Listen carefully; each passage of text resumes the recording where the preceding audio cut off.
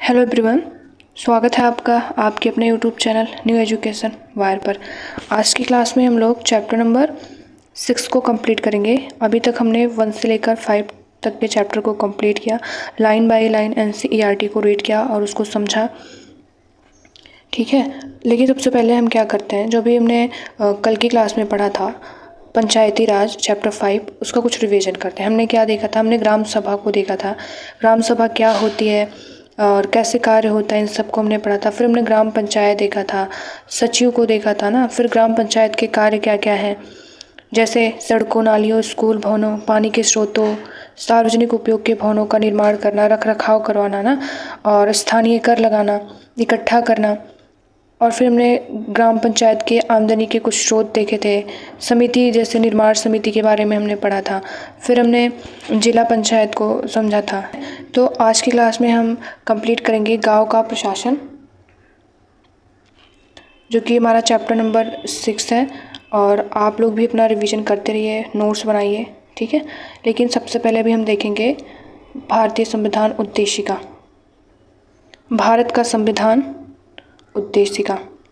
हम भारत के लोग भारत को एक संपूर्ण प्रभुत्व संपन्न समाजवादी पंथ निरपेक्ष लोकतंत्रात्मक गणराज्य बनाने के लिए तथा उसके समस्त नागरिकों को सामाजिक, आर्थिक, राजनैतिक न्याय, विचार, अभिव्यक्ति, विश्वास, धर्म और उपासना की स्वतंत्रता, प्रतिष्ठा और अवसर की समता प्राप्त कराने के लिए तथा उन सब में व्यक्ति की गरिमा और राष्ट्र की एकता और अखंडता सुनिश्चित करने वाली बंधुता बढ़ाने के लिए दृढ़ संकल्प होकर अपनी इस संविधान सभा में तारीख 26 नवंबर 1949 ईस्वी को अद्वित द्वारा इस संविधान को अंगीकृत, अधिनियमित और आत्मार्पित करते हैं।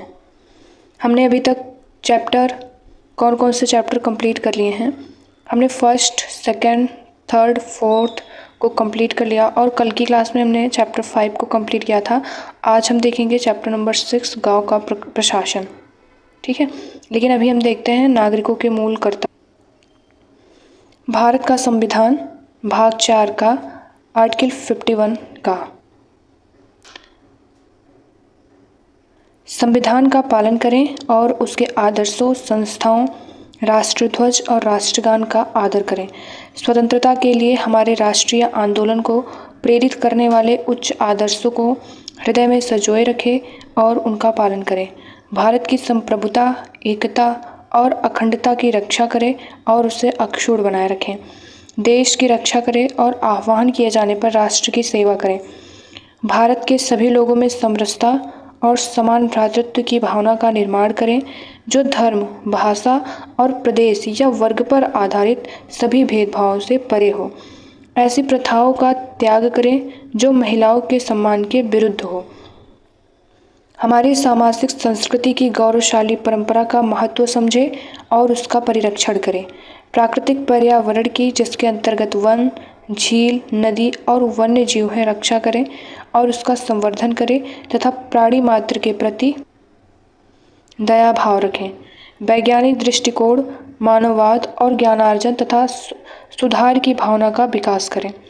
सार्वजनिक संपत्ति को सुरक्षित रखें और हिंसा से दूर रहें। व्यक्तिगत और सामूहिक गतिविधियों के सभी क्षेत्रों में उत्कर्ष की ओर बढ़ने का सतत प्रयास करें, जिससे राष्ट्र निरंतर बढ़ते हुए प्रयत्न और उपलब्धि की नई ऊंचाइयों को छू सके।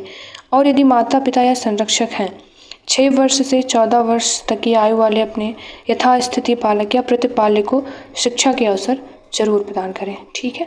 तो अभी हम चलते हैं चैप्टर नंबर 6 पर, गांव का प्रशासन। सबसे पहले हम देखते हैं हमें क्या क्या इसमें पढ़ना है, एक बार हम देख लेते हैं। पुलिस थाने का क्षेत्र, पुलिस थाने में होने वाला काम, राजस्व विभाग का काम,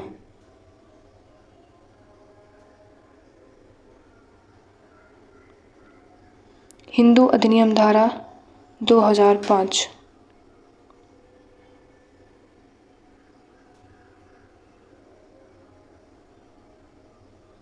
और इसी के साथ हम लोग इस चैप्टर को भी कंप्लीट कर लेंगे, ठीक है। अब हम इस चैप्टर को लाइन बाय लाइन रीड करते हैं। भारत में 6 लाख से अधिक गांव हैं। उनकी पानी, बिजली, सड़क आदि की ज़रूरतों को पूरा करना कोई आसान काम नहीं है। इसके अलावा ज़मीन के दस्तावेजों का रखरखाव करना पड़ता है और आपसी विवादों को भी निपटाने की ज़रूरत पड़ती है। इन सब की व्यवस्था के लिए गांव का प्रशासनिक ढांचा होता है और इस पाठ में हम 2 ग्रामीण प्रशासनिक अधिकारियों के काम के बारे में विस्तार से पढ़ेंगे। गांव में झगड़ा। मोहन एक किसान है। उसके परिवार के पास थोड़ी सी खेतिहर जमीन है जिस पर वह कई सालों से खेती कर रहा है। उसके खेत से लगा हुआ ही रघु का खेत है। दोनों के खेत एक छोटी सी मेड़ से अलग होते हैं। एक सुबह मोहन ने देखा कि रघु ने मेड़ को थोड़ा आगे बढ़ा लिया था। ऐसा करके उसने मोहन की कुछ ज़मीन अपने खेत में मिला दी थी और अपने खेत का आकार बढ़ा लिया। मोहन को बहुत गुस्सा आया और मगर वह थोड़ा डरा हुआ भी था। रघु के परिवार के पास बहुत ज़मीन थी और इसके अलावा उसके ताऊ गांव के सरपंच थे। फिर भी मोहन ने हिम्मत जुटाई और रघु के घर पहुंच गया। दोनों के बीच कहा सुनी हुई। रघु ने तो मानने से ही इनकार कर दिया कि उसने मेड़ को आगे बढ़ाया था। थोड़ी ही देर में झगड़ा शुरू हो गया और रघु ने अपने एक मजदूर को बुला लिया।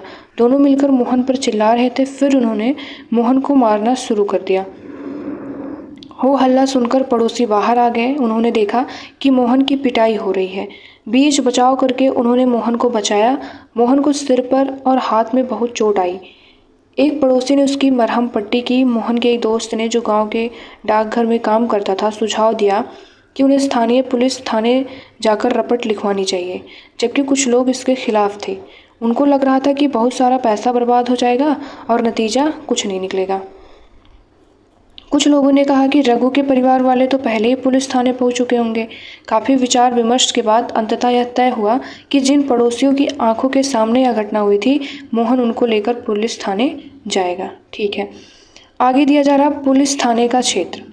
थाने के रास्ते में एक पड़ोसी ने पूछा, क्यों ना हम थोड़ा और पैसा खर्च करके शहर के बड़े थाने चले। मोहन ने समझाया कि बात पैसे की नहीं है, हम इसी थाने में अपना मामला दर्ज करवा सकते क्योंकि हमारा गांव इसी के कार्य क्षेत्र में आता है। हर पुलिस थाने का एक कार्य क्षेत्र होता है जो उसके नियंत्रण में रहता है। लोग उस क्षेत्र में हुई चोरी, दुर्घटना, मारपीट, झगड़े आदि की रपट उसी थाने में लिखवा सकते हैं। यह वहाँ के थानेदार की जिम्मेदारी होती है कि वह लोगों से घटना के बारे में पूछताछ करे, जांच पड़ताल करे और अपने क्षेत्र के अंदर के मामलों की कार्रवाई करे। पुलिस थाने में होने वाला काम। जब सब लोग पुलिस थाने पहुंचे तो मोहन थानेदार के पास गया और उसे पूरा मामला बताया। उसने यह भी बताया कि वह अपनी शिकायत लिखित रूप में देना चाहता है। थानेदार ने बड़ी बेरुखी से कहा कि उसके पास छोटी छोटी शिकायतों की जांच पड़ताल का समय नहीं है। मोहन ने अपने घाव भी दिखाए, लेकिन थानेदार पर कोई असर नहीं हुआ। मोहन हैरान था कि उसकी शिकायत आखिर दर्ज क्यों नहीं की जा रही थी। मोहन बाहर गया और अपने पड़ोसियों को बुलाकर अंदर ले आया। पड़ोसियों ने थानेदार को समझाया कि मोहन को उनकी आंखों के सामने पीटा गया है। अगर वे उसे ना बचाते तो उसे बहुत ही गंभीर चोटें आती। उन्होंने मामला दर्ज करने पर जोर दिया। अंततः थानेदार राजी हो गया और उसने मोहन को अपनी शिकायत लिखकर देने को कहा। थानेदार ने वादा किया कि अगले दिन एक हवलदार घटना की जांच पड़ताल के लिए उनके यहाँ पहुंचेगा। राजस्व विभाग का काम। हमने पढ़ा कि मोहन और रघु में खेत की मेड़ को लेकर जबरदस्त लड़ाई हुई। क्या ऐसा कोई तरीका था जिससे वह अपना मामला शांतिपूर्वक सुलझा लेता? ऐसा कोई अभिलेख या रिकॉर्ड हो जिससे कि यह पता चल जाए कि गांव में किसके पास कौन सी ज़मीन है। तो अब इसके लिए क्या करते हैं हम, ज़मीन को नापना और उसका रिकॉर्ड रखना किसका काम है? पटवारी का मुख्य काम होता है। अलग अलग राज्यों में इसको अलग अलग नाम से जाना जाता है। कहीं पटवारी, कहीं लेखपाल, कहीं कर्मचारी, कहीं ग्रामीण अधिकारी तो कहीं कानून गो। हम यहाँ ज़मीन का लेखा जोखा रखने वाले कर्मचारी के लिए पटवारी शब्द का इस्तेमाल करेंगे। प्रत्येक पटवारी कुछ गांव के लिए जिम्मेदार होता है और यह पटवारी द्वारा रखा गया गांव के लोगों की ज़मीन के रिकॉर्ड का एक हिस्सा है।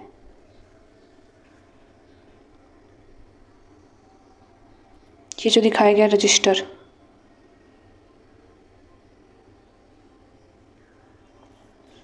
आमतौर पर पटवारियों के पास खेत नापने के अलग अलग तरीके होते हैं।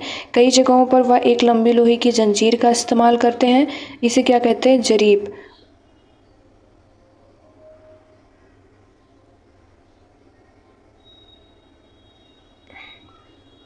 ऊपर दी गई कहानी में पटवारी मोहन और रघु के खेतों को नापकर यह देख सकता था कि वह गांव के नक्शे में मेल खाता है कि नहीं। अगर वह नक्शे से मेल खाता तो उसको पता चल जाता कि मेड़ खिसकाकर खेत की सीमा बदली गई है।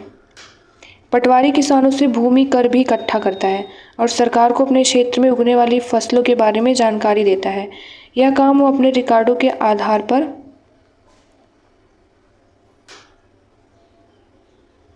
करता है, इसीलिए ज़रूरी है कि वह उनको समय समय पर दुरुस्त करता रहे। किसान कई बार फसल बदल देते हैं, कुछ और उगाने लगते हैं या कोई कहीं कुआं खोद लेता है। इन सब का हिसाब रखना सरकार के राजस्व विभाग का काम होता है। इस विभाग के वरिष्ठ लोग इस काम का निरीक्षण करते हैं। भारत में सभी राज्य जिलों में बटे हुए हैं।